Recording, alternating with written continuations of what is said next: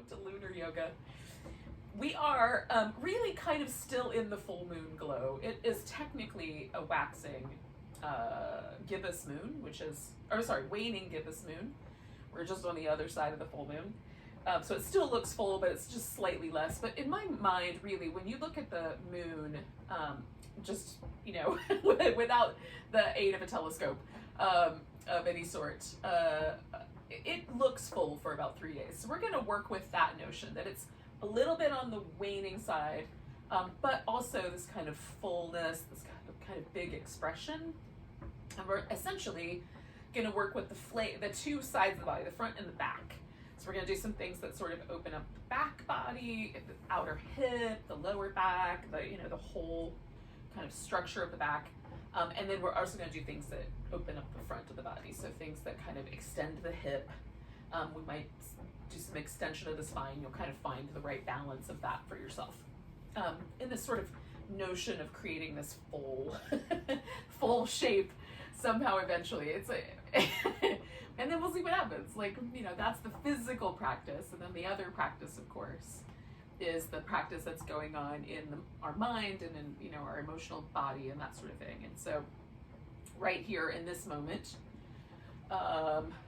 we are in some people call it the snow moon. In my world, I'm calling it the bare moon because it's rare. Snow doesn't happen where I live. So it makes sense to call it something else. And one of the options, especially for the native people that are native to this region, bare moon is what it would have been called, or maybe it's called.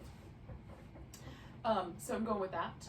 And one of the things about bears is that they do kind of understand this dynamic of going inward, right? They hibernate, but they also go out and forage, and bears are omnivores, and so they are looking for plants as well as for other, critters, fish, other critters to munch on.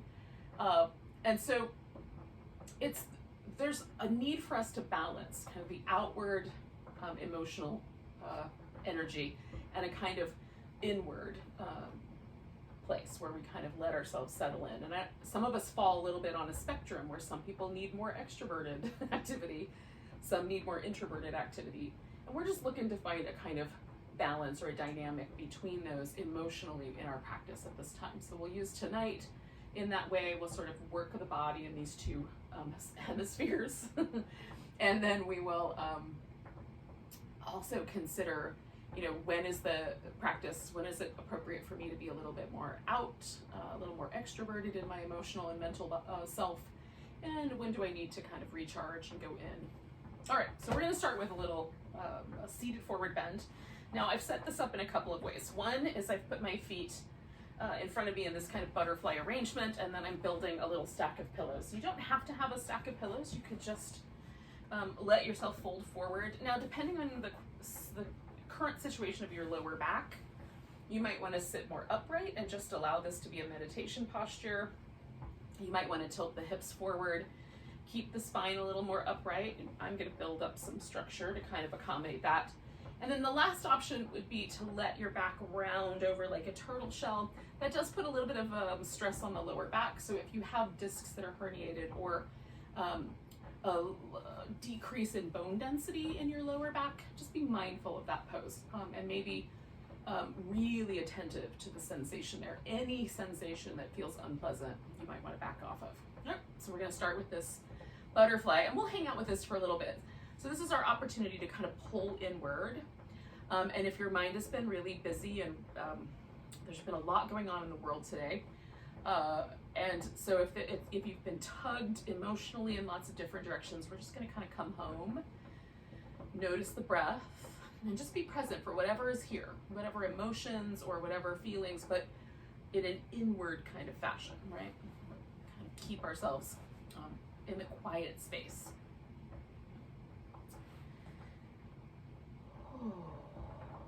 And I love feeling the breath in the expanse of my back with this pose especially. If you're chilly, you can cover this whole thing with a blanket also.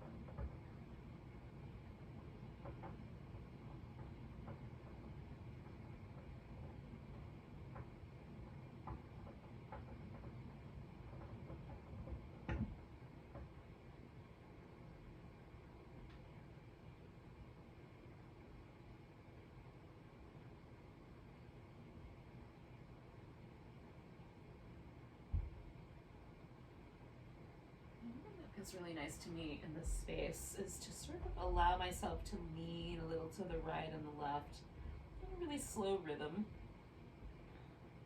Sometimes I'll pause again in the middle.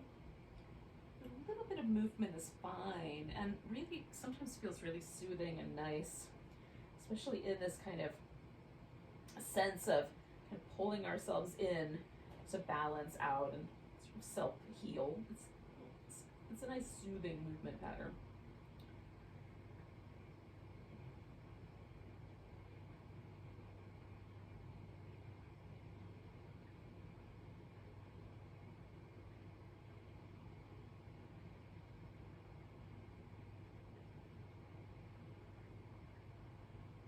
We'll stay for about another minute.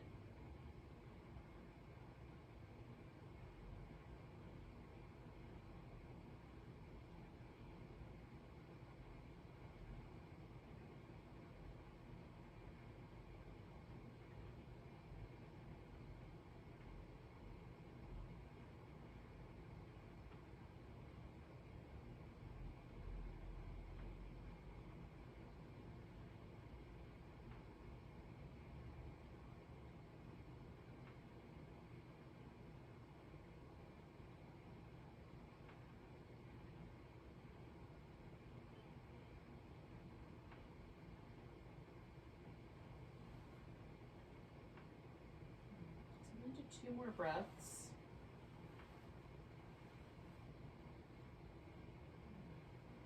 And with the second breath, I'm going to hold the inhale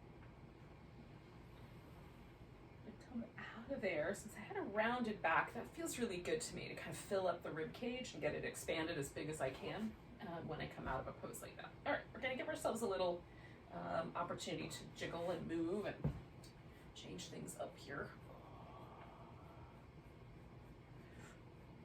We're going to kind of stay in this forward bending territory, but we're going to change up the way the legs are positioned. Sure. There's a couple of options. One option is to do what I call the deer pose. Other people call it that too, but with a little bit of a forward bend. So one leg is up front, one leg kind of faces around the back. This can come forward a little bit more, or we can go backward a little bit more. And you might play with also the angle of the hip. So does the hip, does it feel better to drop the hip forward or to kind of let the hip fall backward? And this is not necessarily a pose that creates a ton of stretch, although it does for some folks. It doesn't for everyone. But you can fold forward, and then that gives us a kind of stretch across this lower back and this outer hip. So if that seems like a plan, you can do it that way for sure. You can also straighten this leg out more behind you, as you like. So I'm going to fold forward, but I'm going to create a little place to land.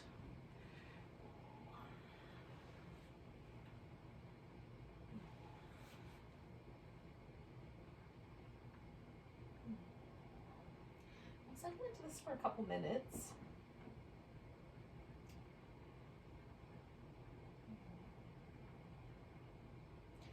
If anything feels pinchy or uncomfortable, you can also take this shape and just flip yourself upside down and hold like a figure 4, where one leg rests on top of the other and you lay on your back. That's an alternative that might be nice. Kind of staying in this sort of inward movement pattern.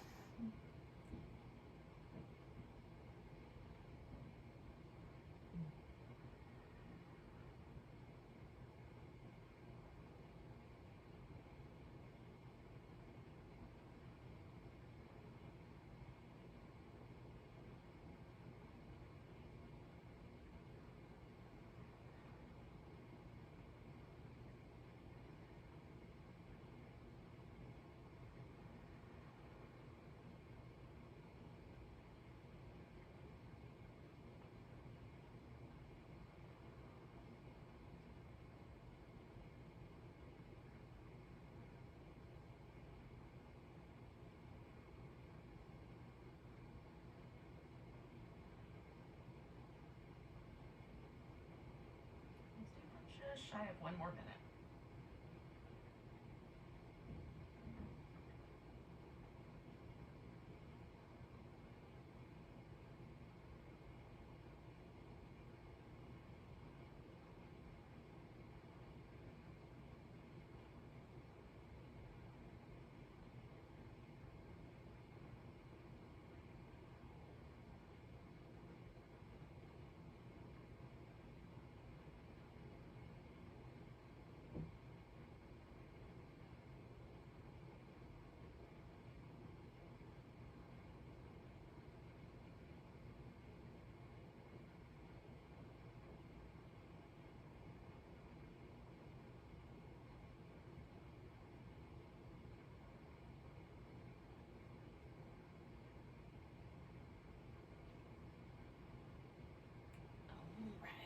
Now, I'm going to come out of the shape.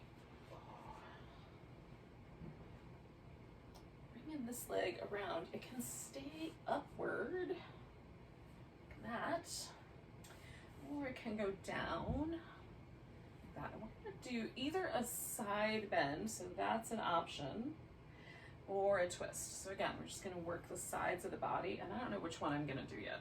I'm going to test them both out. Do I want a twist tonight? Get around my friend Burl Marks over here. Or do I want a side bend? Ooh, I don't know, I think I like the side bend. Okay, that's not normally my choice, but I'm going with it. Let me give myself a little headrest. Might not keep the arm in the air the whole time. I might bring that around behind my back, but I'm going to start with it here.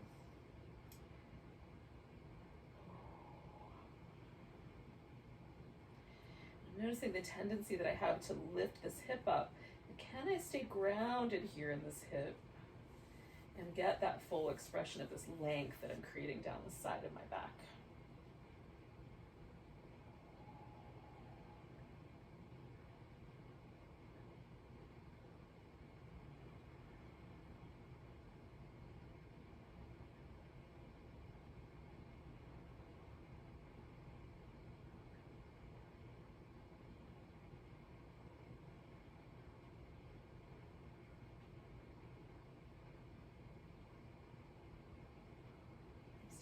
One more minute here. Oh, that feels nice. So getting a nice length down this kind of outer back and side of my neck. That feels really delightful. So you might explore like the turn of the head and the position of the arm, and kind of, you can manipulate the shoulder blade a little bit, try to find a nice sweet spot there for yourself. Sometimes we don't realize, at least for me, I don't realize sometimes how much tension I'm carrying around my neck and shoulders and jaw until I let it go.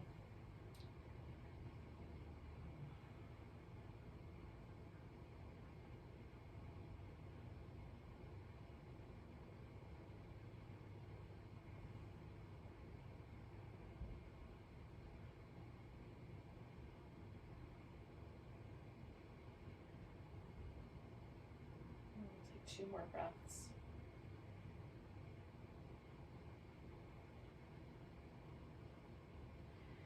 Now I'm coming out of my side bend, and if you did the twist, you'll come out of your twist, and then we'll pause for a moment, just release and feel. This is one of the most important parts of practice, is when you come out of a yoga pose, rather than immediately start doing another pose, can you feel that, or maybe it's a couple of poses in a row, but then give yourself a little time to notice. Feel the body. How does your body respond? How does your nervous system respond to the poses? Is there a feeling of like pleasant, kind of warmth or release? Or is there anything that feels sort of cranky or uncomfortable? Those are the ways that those little sensations are what help me figure out how my practice is really supposed to keep going as I age. Okay, we're going to do the same two shapes, but on the other side. So I'm taking this little deer shape to begin with. And again, this you might want to play, like should the hip go back a little bit or forward a little bit? Should this leg be further up front or further back or straighter? Experiment a bit for yourself. I don't know yet, so I'm gonna play with these angles, settle in and see where this takes me, and then I'm gonna let my spine round over, because that does feel nice to me, at least at this stage in my practice. So I'm sort of gonna go back into my little cave here, and we'll breathe, and we'll stay a few minutes.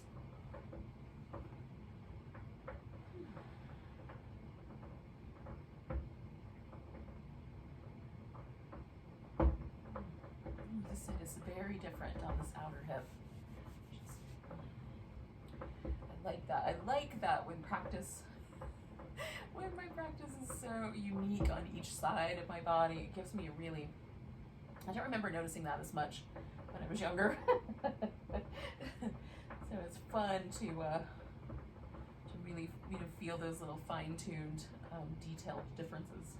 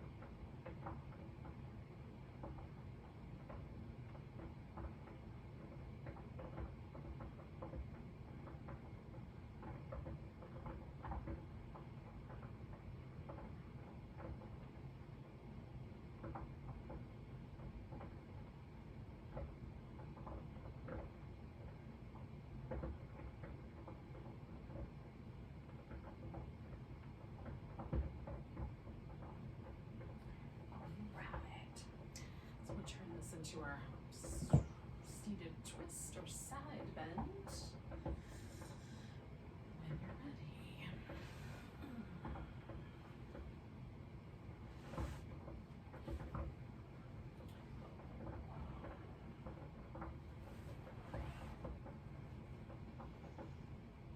Since I already did one, I'm gonna do the same pose on this side. It'll be different, but it'll be the same. Same choice of pose, probably a different result.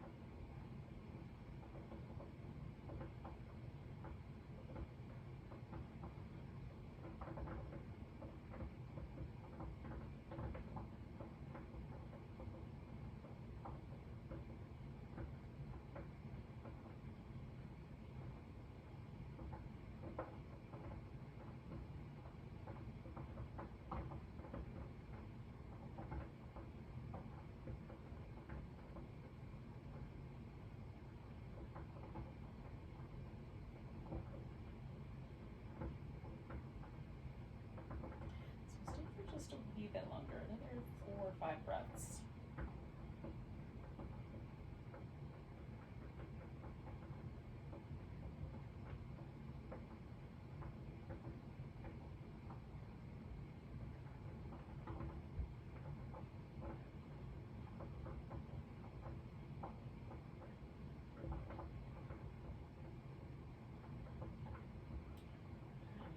Nice big breath. Come out of there. And then release the shape. And pause for a moment. A little bit of movement is fine. Do what you like, but definitely give yourself a chance, either within that movement pattern or around it, to just experience the way the body settles. So we're going to do some sort of a little transition between this little section and the next little section. And that transition might be doing some little seated cat shapes where you tuck and tilt the pelvis, tuck it back, bring it forward and let your spine kind of respond with a flexion and an extension. Or you can do those kneeling. I'm going to come up to the kneeling version.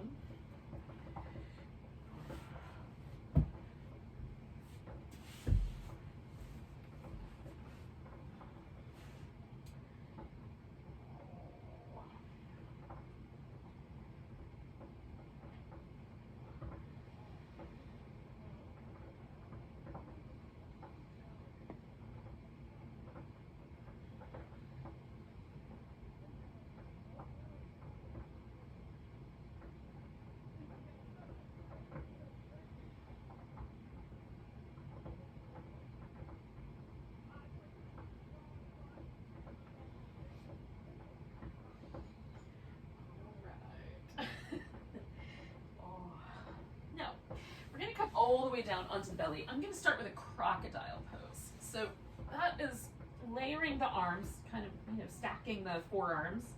And then you can either rest your forehead or your chin on there.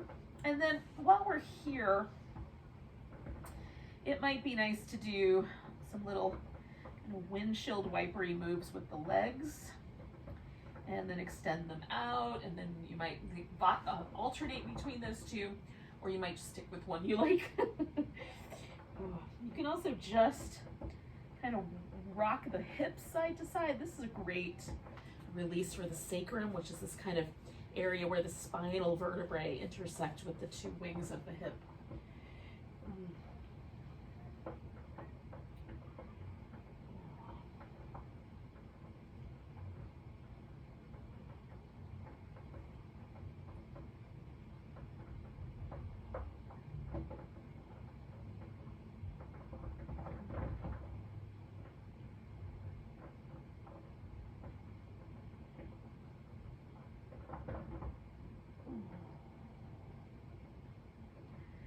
Stay for another 4 or 5 breaths.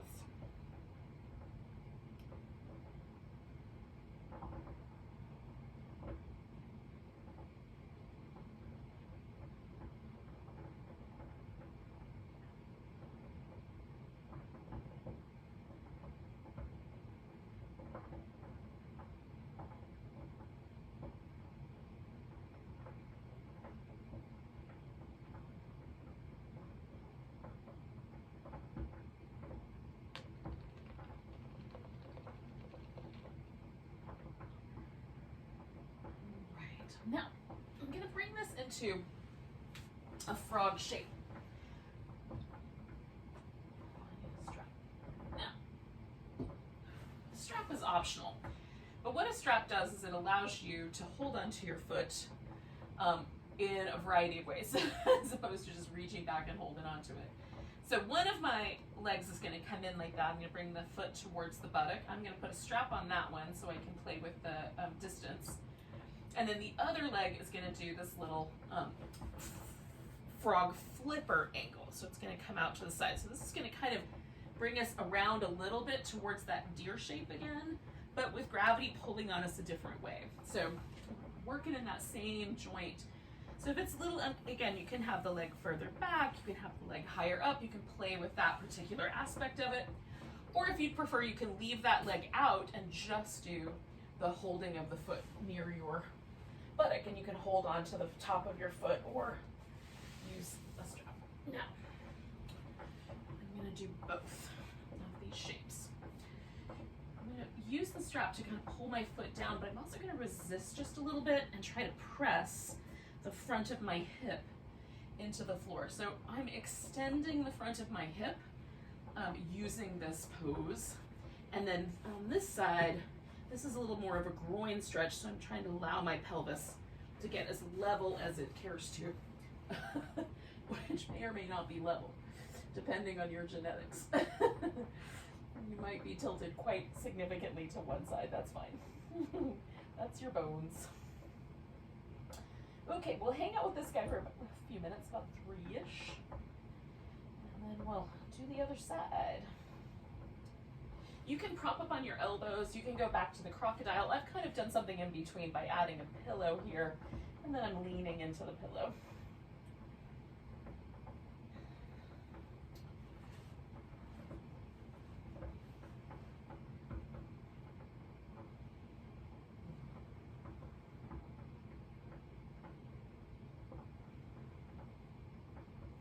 One thing that I'm always curious about is when I flex my knee, does it make the hip want to flex also, or can I really extend the hip at the same time that the knee is bending, knee is flexing?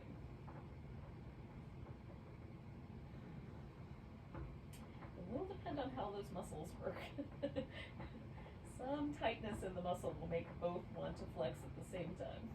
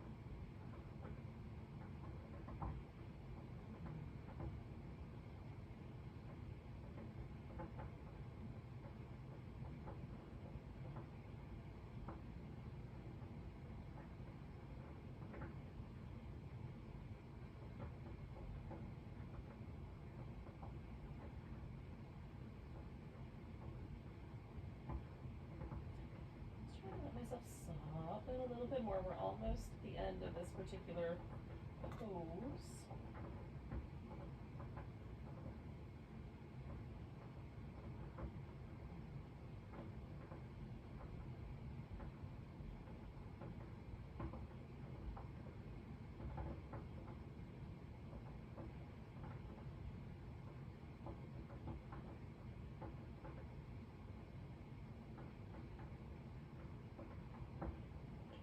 Nice big breath.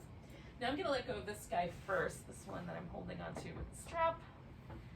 If you just did the one, then you're done. And then after I shake the strap off my foot, I'm going to roll to the side a little bit and extend that hip back out. Now, again, I'm going to come back to my crocodile and feel the pose on either hip, because I did different things with each side. So what's the fallout there? Does my glute feel different? Does the front of the hip feel different? So we're sort of moving. This is the kind of transition from the back body to the front body in terms of lengthening and opening. What are we noticing there?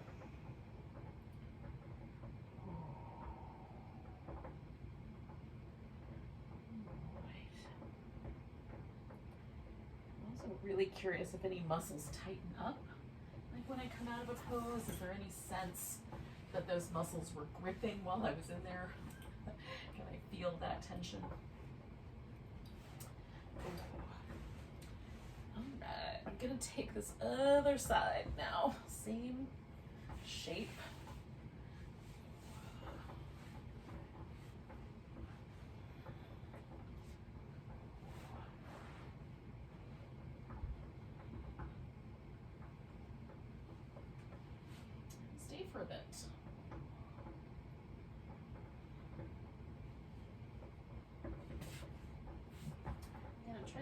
this part of my hip, this front place there, as best I can, soften and extend. This is normally not a joint that, like for me, it almost feels like it stays slightly flexed even when it's completely extended. So it just, some people, their leg bone will move back behind their hip quite easily. Mine does not. But I'm still trying to bring as much as I can a kind of soft extension to that spot.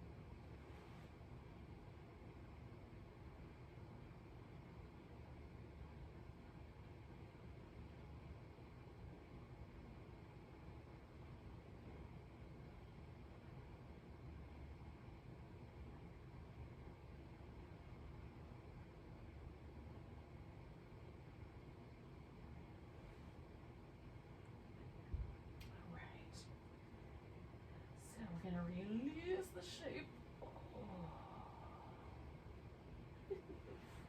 Eventually. It's a little stubborn tonight. Okay, there we go. Need to make it a bigger loop.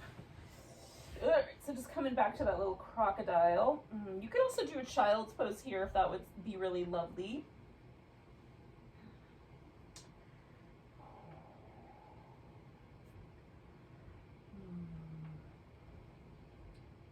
Now we're going to move ourselves into a little lunge half hero sequence. So if kneeling on the floor is tricky, you can certainly pad up the surface. Sometimes what is the issue is that the kneecap wants to move around, and so if you pad the shin bone below the kneecap, sometimes that is what is helpful, so that the kneecap doesn't actually isn't resting on the hard surface. Another possibility is to do these upside down or with this knee lifted. So you can do a high lunge or you can flip upside down. It's really a half happy baby at that point, but you can call it a reverse lunge. Reclining lunge, why not? It's the same pose. Just your relationship to gravity is gonna be different. Okay, so I'm gonna create a couple blocks here just for support in a bit. Now I'm gonna, because I've had that hip, I was working on extending here and softening through there. I'm gonna move into that extension and then I'm gonna move away from it a little bit. I'm just gonna do that a few times. And again, this can be problematic for knees, so if it's not helpful, just skip this part or find a somewhere in between spot to hang out so it's not all the way into the extension and not all the way out of it. Whatever your edge is.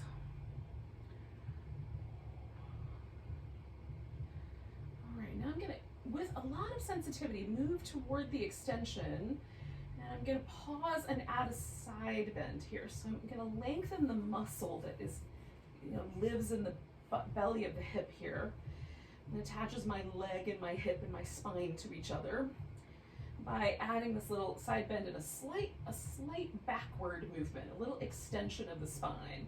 So when the spine bends this way, that's extension of the spine.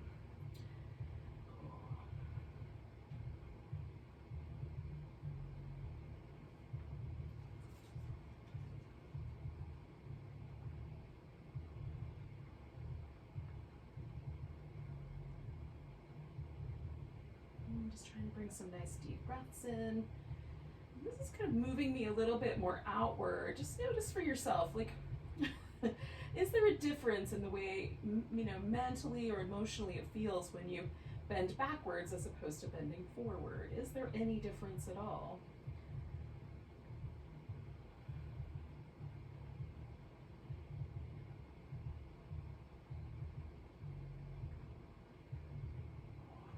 Back, and then I'm going to settle myself into a half saddle. Now, if you can just sit down and your foot can rest beside your hip, then do that.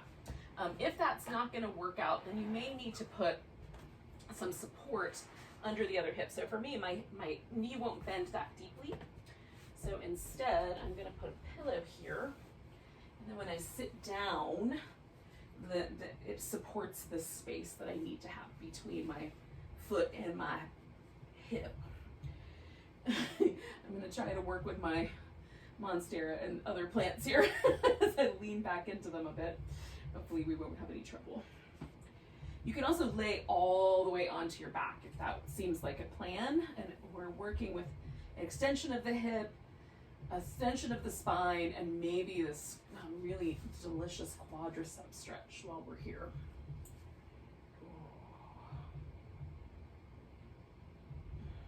Depends on whether you think the word delicious would apply to a quadricep stretch.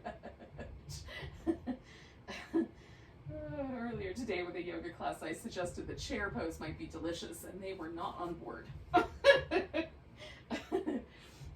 goodness. Oh.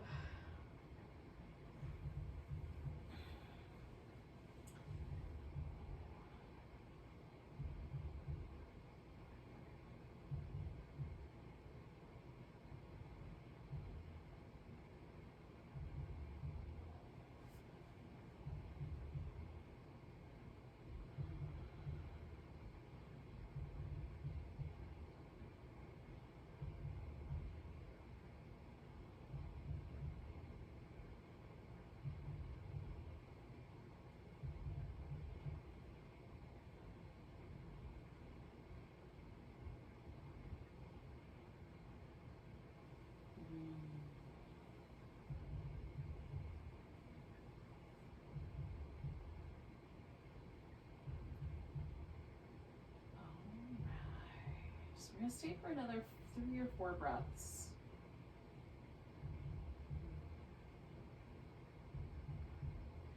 Now, coming out of this can be the trickiest part of it, which you might move forward to come out of it.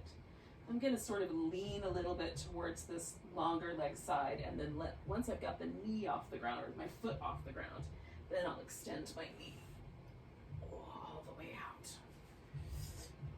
Oh. Hey.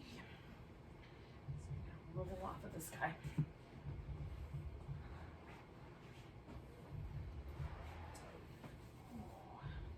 And again, I want to feel, where did that land me? So there was an extension in my spine, there was an extension at my hip, this front part of my thigh, my shin, the top of my ankle, were all in this sort of lengthening zone, in that space, creating more length, or working on length anyway. I don't know if you actually get any more, but we get what we get. I'm going to transition a couple rounds of cat, and then I'll bring that leg forward that I was just working with, and we'll work on the other side. Oh.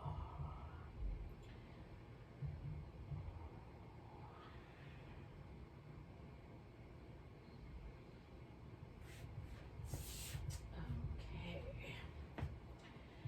Again, give myself a couple of places of support here.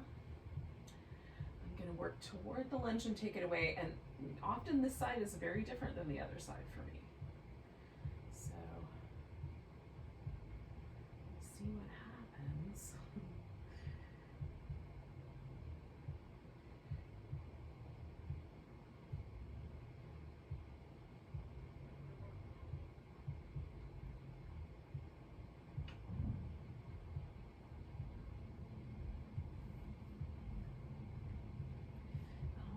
Right, So I'm going to find that lungy shape and add a little side bend to that.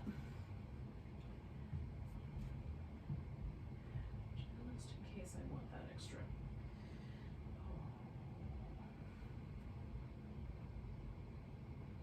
Again, I might adjust where my rib cage lives, adjust my hip. I'm trying to feel that extension coming up from the belly of my hip. This through to my spine. You may not want to, but I do. Work with it however is appropriate for you.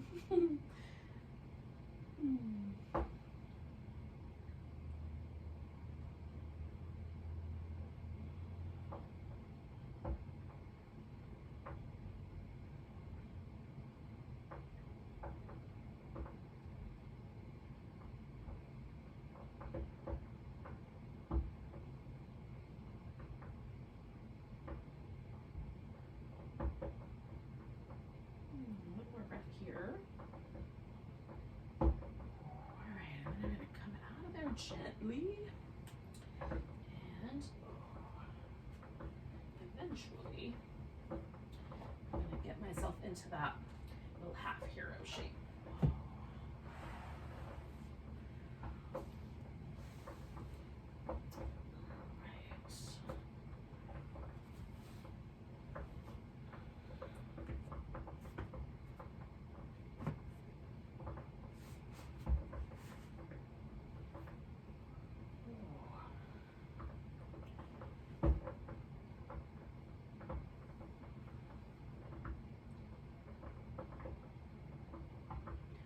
Working with this as a half shape much more than the full shape. Although, if you're a fan of the full shape, I suppose you could substitute that. Do the full version here, or afterwards. Do a little bit of half and a little bit of full. I'm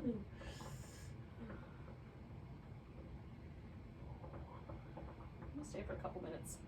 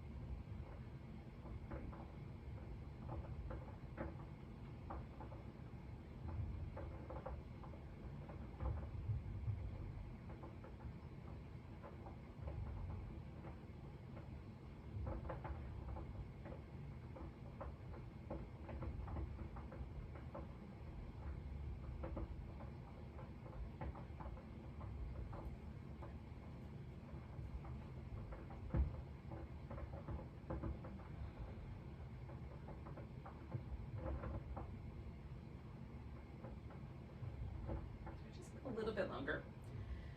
3 or 4 more breaths.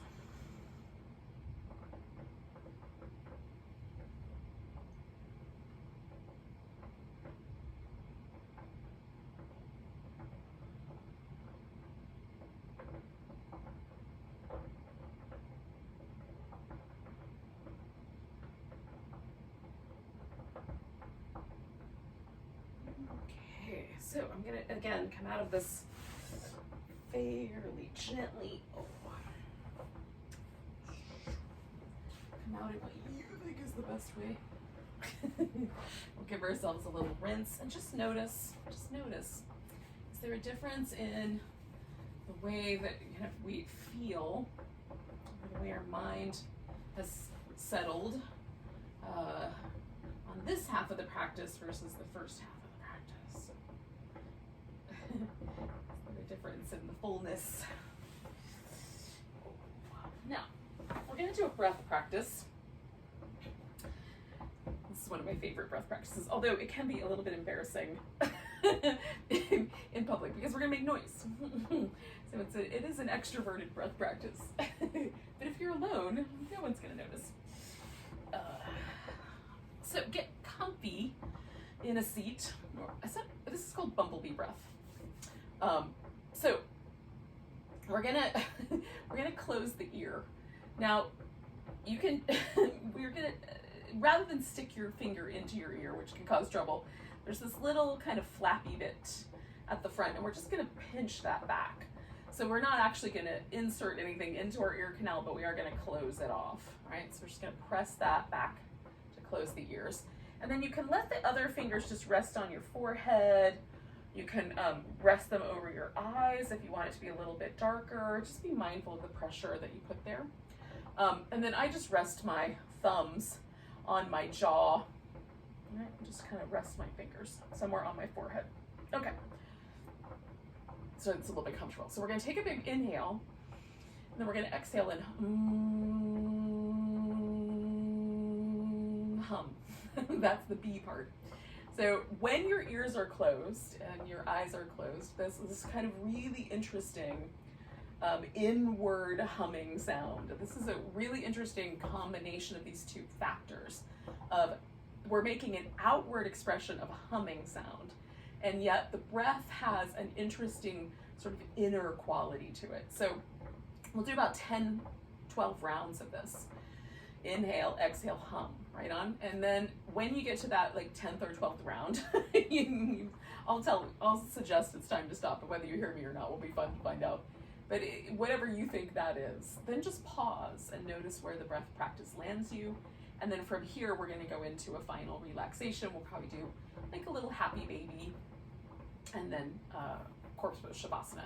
You can substitute legs on the couch, or legs up the wall, or legs over a pillow, or anything of that nature to make the corpse pose more comfortable, or your final relaxation more comfortable. Okay, so let's take a couple of deep breaths and just let yourself kind of calm into this. Really notice and pay attention. With the next breath, we'll close off the ears and we'll start the humming.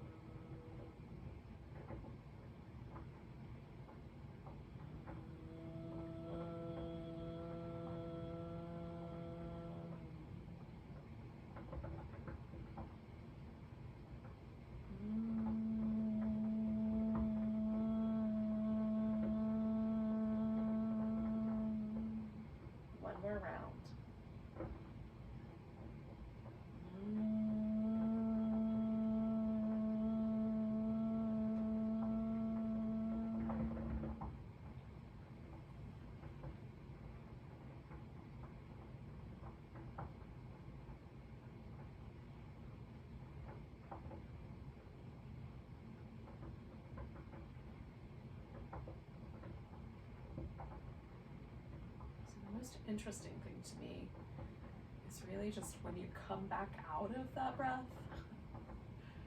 sort of juxtaposition between that really deep inner sound and then this space.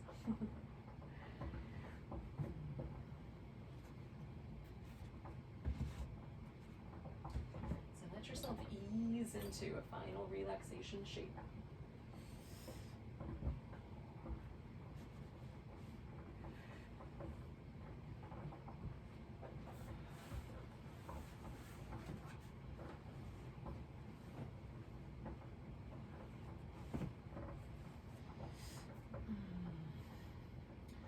You may want to start with a little happy baby. You can hold on to any, like the inside edge of the feet, the outside edges, the big toes, ankles, just the knees. Just within range. I'm a fan right now of the ankle hold. That's a lovely grip.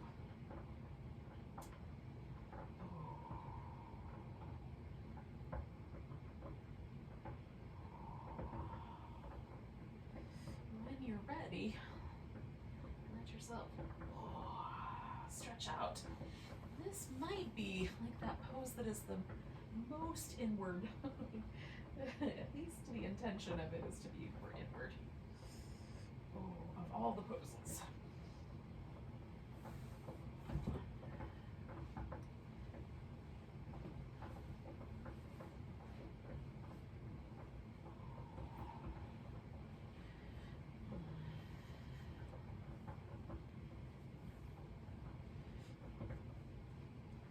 Make it cozy. Broaden out the back if you can, so the back body becomes really solid and very broad. Some people will find that they like having the elbow bent and maybe resting the hands on the ribs or the sides of the hip. Some of us will like the arms out straight. I like my arms straight with a tiny bit of support right at the hand or the wrist to support the carrying angle of my elbow. And then relax at the back of the throat, the tongue, the upper palate. Let the lips get a little softer. Space between your eyebrows broaden a little bit and soften around the temples.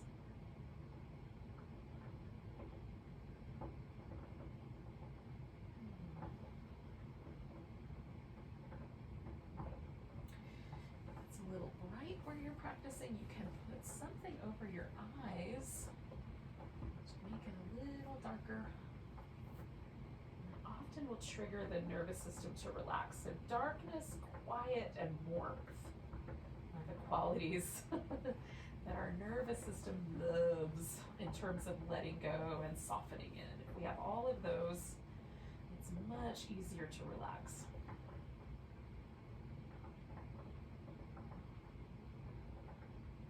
Sometimes you can't control all three elements, just we'll rely on at least two of them working out for us.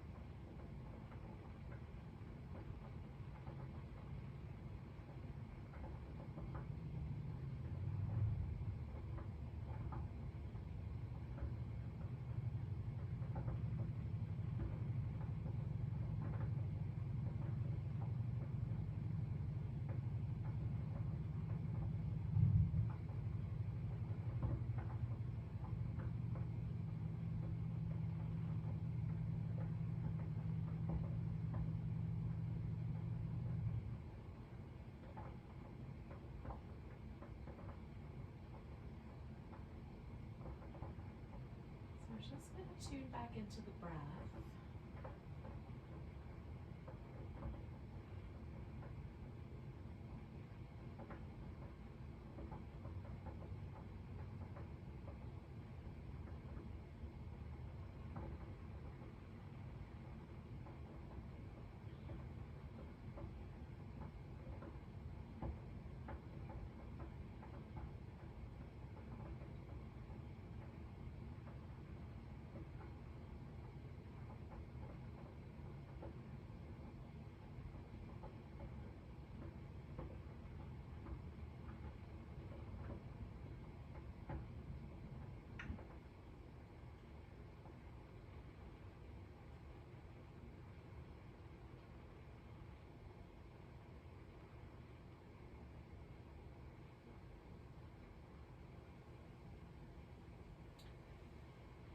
As you're ready, take a nice deep breath. Let go with a big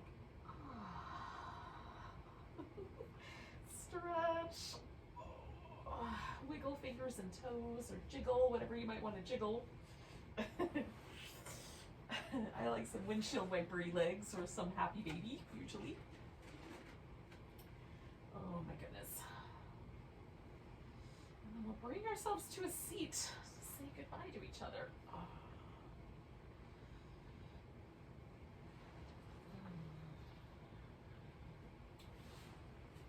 So thanks for joining me for a little full moon leading into the waning moon phase. From here, during the course of the week, we can take a little cue from our bear friends and spend this last phase of the bear moon really looking at how we can nourish ourselves in a variety, right, of ways.